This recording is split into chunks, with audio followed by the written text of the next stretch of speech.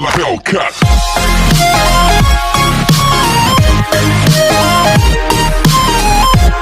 नमस्कार बच्चों, आज हम कक्षा 10वीं के चैप्टर नंबर 9 जिसका नाम है त्रिकोणमिति के कुछ अनुप्रयोग, यानी हम ट्रिग्नोमेट्रिक एप्लीकेशन का यूज कैसे ले सकते हैं। Some application of trigonometry. आइए बच्चों, आपने बहुत बार, आप आगे जब पढ़ लोगे उसके बाद में बहुत सारे लोगों द्वारा सुनोगे, वो ये कहते हैं कि sine theta, cos theta, tan theta का कहाँ यूज होता है। या बहुत बार आप मीम्स बने हुए देखोगे, जोक्स बने हुए देखोगे, उन जोक्स में ये बताते हैं गणित के इसका यूज है कहाँ। पर वो अगर ठीक से इसको पढ़ते हैं गणित को, तो वो आराम से इस बात को बोलेंगे नहीं बच्चों। पहली बात तो ये एक, क्योंकि इसका यूज हम देखते हैं, ये यहाँ है थीटा का यूज। आइए मैं आपके सामने एक समस्या रखता हूँ, उस समस्या को आप हल करते हैं ताकि आपको पता चले कि ट्रिग्नोमेट्रिक का दैनिक जीवन में यूज है या नहीं है। मान लो एक समस्या आपके सामने कि मैं आपके सामने एक बिल्डिंग बना दूँ, ये एक बहुत ऊंची बिल्डिंग है एक। अब उस बिल्डिंग की ऊंचाई आपको मापना है। मान लो वर्ल्ड की सबसे ऊंची बिल्डिंग ले ले, हम बुर्ज खलीफा ले ले एक, या कोई सी बिल्डिंग ले ले, एलिफेंट टावर ले ले, या इनकी ऊंचाई कैसे मापी गई है एक। अब हमारे पास समस्या है कि हमको उसके शीर्ष पे तो चढ़ नहीं सकते। आपके पास समस्या ये है कि इस बिल्डिंग, ये मान लो एक बिल्डिंग है आपके पास, इस बिल्डिंग को मैं नाम दे देता हूँ AB सुविधा के लिए। इस बिल्डिंग की आपको ऊंचाई बताना है और बिना बिल्डिंग के ऊपर यहां से चढ़े हुए, ठीक, आपको बिल्डिंग के ऊपर नहीं चढ़ना है, बस बिल्डिंग के पास आप खड़े हो सकते हो और बिल्डिंग की क्या बतानी है आपको, ऊंचाई। अब बच्चों आपके सामने समस्या है कि इस बिल्डिंग की ऊंचाई कैसे बताएंगे बिना बिल्डिंग पे चढ़े हुए। आपको मैंने रस्सी दे दी, आप नाप सकते हो। तो सबसे आसान तरीका, इसको हम ट्रिग्नोमेट्रिक के यूज से आसानी से बता सकते हैं। आइए इस समस्या को हम हल करते हैं, ठीक। और देखिएगा किस तरीके से हम बिल्डिंग की ऊंचाई, तो हम क्या करते हैं, एक वस्तु लेते हैं जिस पर हम एक लेजर को कस देते हैं इस तरीके से, लेजर लाइट को, ठीक। जैसे कि 45 डिग्री के एंगल पे बच्चों हम कसेंगे लेजर को, कितने पे, 45। और हम लेजर को धीरे धीरे कहाँ लाएंगे, पीछे। तो लेजर का लाइट यहाँ गिरेगा बच्चों, ये इस तरीके से, ठीक है।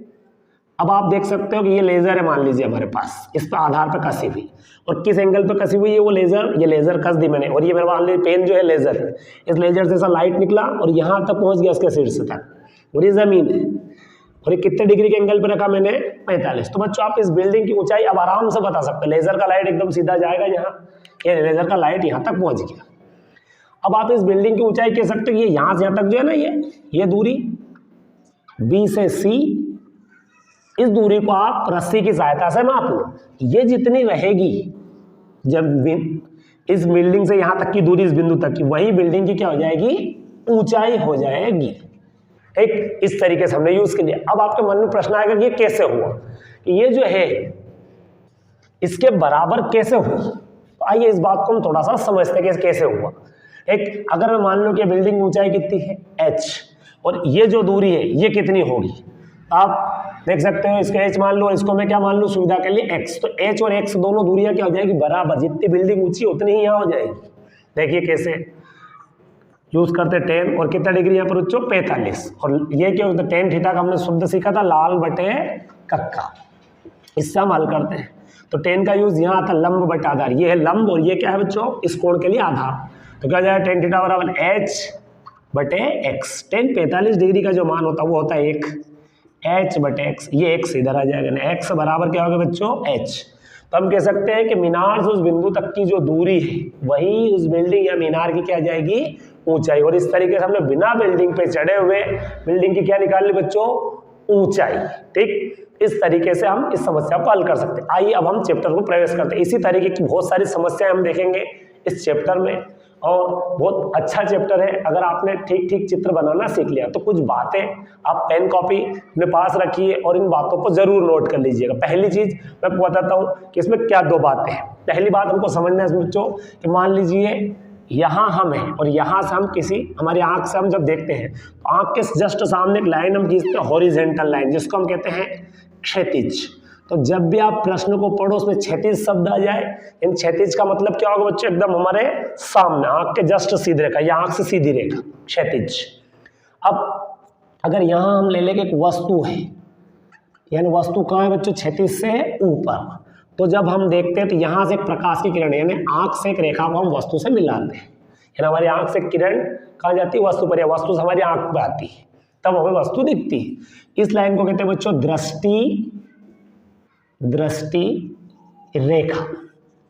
ठीक, अब यहीं से एक परिभाषा जन्म लेती है बच्चों, किसकी? उन्नयन कोण की। तो आप अच्छे से याद रखिएगा, यहाँ कौन सा कोण बना बच्चों? उन्नयन कोण।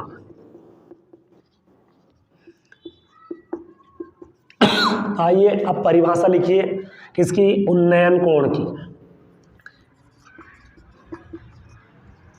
उन्नयन कोण, तो देखना इसकी परिभाषा इस तरीके से होगी कि जब वस्तु क्षैतिज से का हो, ऊपर हो, वस्तु का हो क्षैतिज से ऊपर, तो क्षैतिज और वस्तु को मिलाने वाली रेखा यानी दृष्टि रेखा के बीच जो कोण बनेगा बच्चों, कौन सा कोण हो जाएगा? उन्नयन कोण। आइए हम लिखते हैं, तो क्या है परिभाषा कि जब वस्तु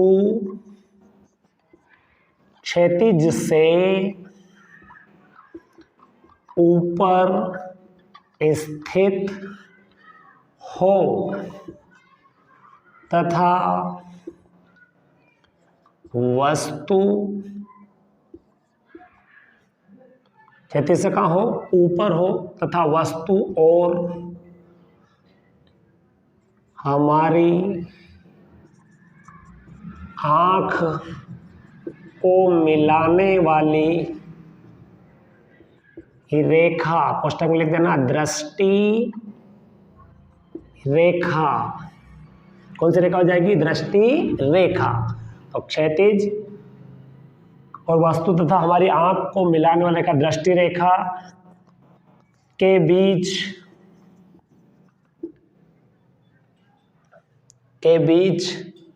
ठीक ये है ना, दृष्टि रेखा और क्षैतिज के बीच, सॉरी, और क्षैतिज के बीच, ये क्षैतिज के बीच बनने वाला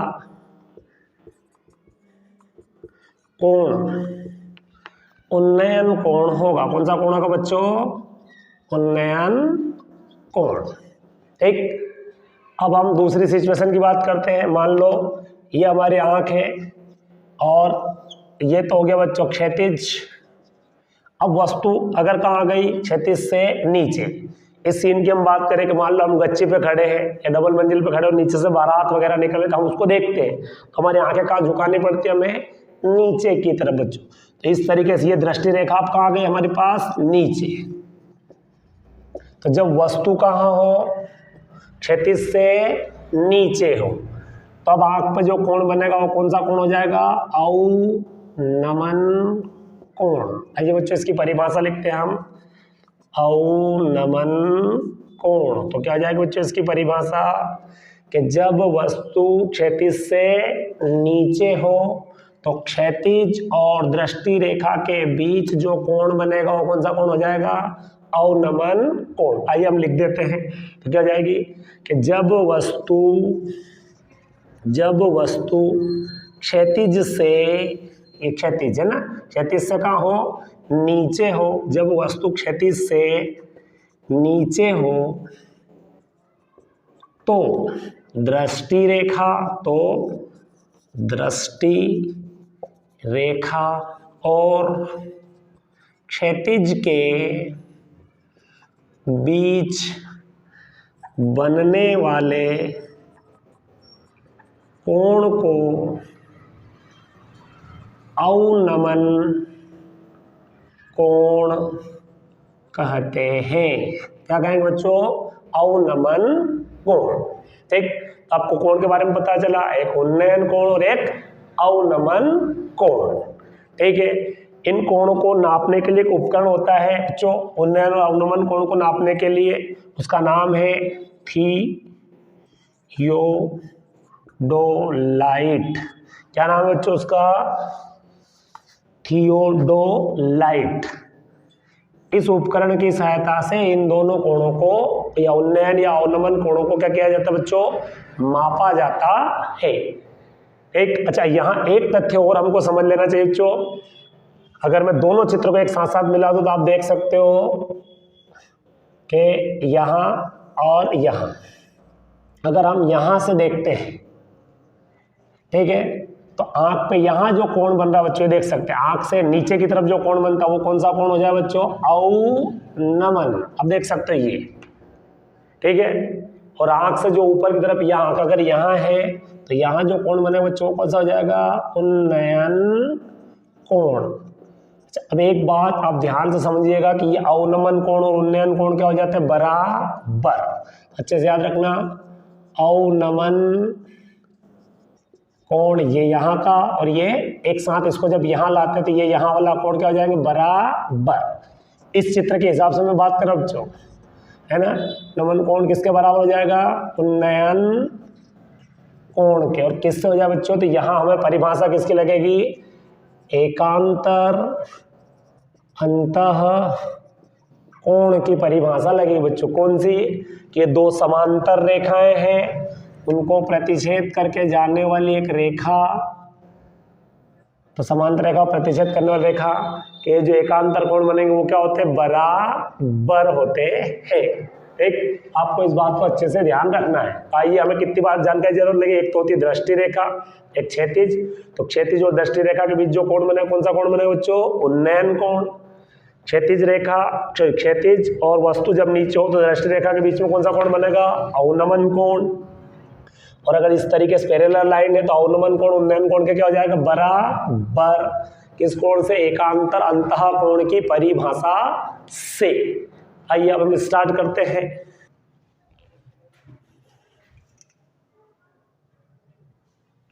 आइए हमारे पास अब है क्वेश्चन नंबर फर्स्ट, प्रश्नावली का हम पहला क्वेश्चन देखते हैं बच्चों।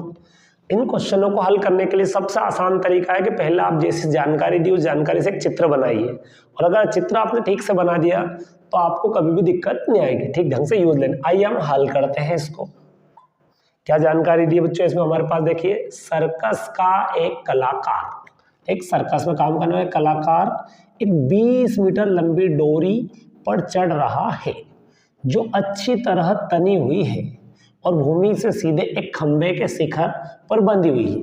हम एक खंबा ले लेते हैं जैसा चित्र में उसने बनाया है, आपको चित्र बनाना बता देता हूँ।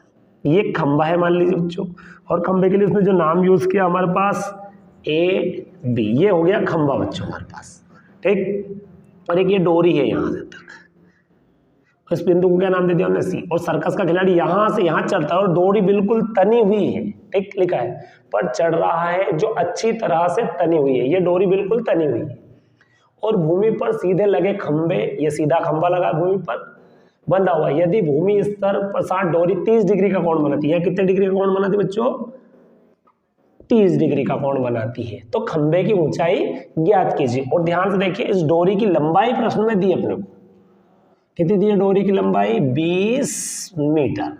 अब अपने को आप देख सकते हो कि ये निकालना है, तो पहले बच्चों आपको यहाँ लिख देना चाहिए जो जो आपको दिया है। तो सॉल्यूशन आपको दिया है, पहली जानकारी क्या दी है उसको चित्र से आप लिख सकते हो। आपको दिया है कि एक खंबा है और ए बी ही चित्र में दिया है, तो आप लिख देना ए बी, एक क्या है, खंबा है, एक। अब आप ध्यान देखिए आपको इसी के वैल्यू निकालना, आप इसको मान लो कि ये खंबे की जो ऊंचाई है वो कितनी है, h, तो आप मान लेना ए बी बराबर h और इधर लिख देना माना, ठीक है। और मीटर में ये भी h मीटर हम ले लिया। अच्छा, साथ साथ दूसरी जानकारी हमें क्या दी है कि तार की जो लंबाई, डोरी की जो लंबाई है ए से सी कितनी दी बच्चों, 20 मीटर। और एक कोण दिया आपको यहाँ पे बनने वाला थीटा, वो कितना दिया है, 30 डिग्री। अब देख सकते हो। अब अगर मैं आपसे कहूं कि आपको जो जानकारी दी, एक तो कोण दिया है, एक ये दिया है और एक ये पूछा है, यानी अगर हम बात करें तो इसको बच्चों हम क्या बोलते हैं शॉर्टकट में, कर्ण। और इस कोण के लिए क्या हो जाएगा बच्चों हमारे पास, लंब। तो हम और कोण, यानी हमारे पास एक थीटा दिया है, कर्ण दिया और लंब दिया है। अब मैं आपको बताता हूँ हम लोगों को शब्द जो सीखा था लाल बटे कक्का, उसका हम यूज करते हैं बच्चों। इस शब्द का आपको बार बार यूज करना है। किस तरीके से, आप यहाँ देखो आपको लंब दिया है, यानी ये दिया है, इसके बारे में पूछा सॉरी, और ये दिया है कर्ण, तो यहाँ क्या था बच्चों, साइन थीटा, यानी आप देख सकते हो थीटा भी आ गया, लंब भी आ गया और कर्ण भी आ गया। तो हमको किसका यूज करना चाहिए, साइन। अब साइन का यूज कम करें तो हम देखते हैं चित्र में, तो आपको लिखना है इस तरीके से, चित्र में आपको त्रिभुज बनता है ना, कि त्रिभुज कौन सा है, ए बी सी, और ये कितना डिग्री है, समकोण। तो आप लिखेंगे ए बी सी में कोण बी क्या है, 90 डिग्री। अब अगर 90 डिग्री है तो आप इसका यूज ले सकते हैं, ये मैं इसका यूज यहाँ लेता हूँ बच्चों, वहाँ की सॉल्यूशन, ठीक है। तो हम क्या देख सकते हैं इस त्रिभुज में, मैं यहाँ यूज लेता हूँ, मैं लेता हूँ साइन थीटा, और क्या होता है साइन थीटा बराबर बच्चों लंब बटे कर्ण। तो मैं लिख देता हूँ लंब बटे कर्ण। अब मेरे पास जो जानकारी हो, देखो थीटा बराबर कितना बच्चों मेरे पास सवाल में 30 डिग्री, तो मैं थीटा की जगह लिख देता हूँ 30 डिग्री। अब इस चित्र में लंब जो मेरे को निकालना है, यानी ए से बी, क्या मान लिया बच्चों, ए से बी को अपन ने एच, तो उसकी वैल्यू रख देंगे हम एच, और ये ए से सी, ये है कर्ण बच्चों, तो कर्ण कितना हो जाएगा 20। आई हम वैल्यू रख देते हैं साइन 30 डिग्री की वैल्यू। अब टेबल को हमने याद किया बच्चों, तो साइन की वैल्यू क्या आती थी, 0 डिग्री की वैल्यू 0, 30 की वैल्यू आती थी 1/2, 45 की आती थी 1/√2, 60 की आती थी √3/2, और 90 की आती थी 1। अच्छे से इसको याद कर लीजिए बच्चों, अगर आपने नहीं किया तो साइन 30 की वैल्यू कितनी आएगी 1/, ये लिख दिया मैंने 1/2, इधर h बटे कितना बच्चों 20। अब हम क्रॉस गुणा कर देंगे, इसको यहाँ ले आएंगे, 20 का 1 में गुणा करेंगे तो 20/2 बराबर क्या बचा बच्चों h, 2 से इसको कैंसिल कर देंगे, h बराबर कितना है 10 मीटर। तो हम लास्ट में लिखेंगे जो हमसे पूछा था खंबे की ऊंचाई, तो आपको ये पूरा लिखना है इस तरीके से, अतः ऐसा नहीं होगा आप जल्दी है उत्तर देके भाग जाओ, ठीक। अतः खंबे की ऊंचाई, खंबे की जो ऊंचाई है बच्चों वो कितनी आई हमें 10 मीटर, और ये हमारा आंसर रहेगा। वीडियो को अंत तक देखने के लिए धन्यवाद।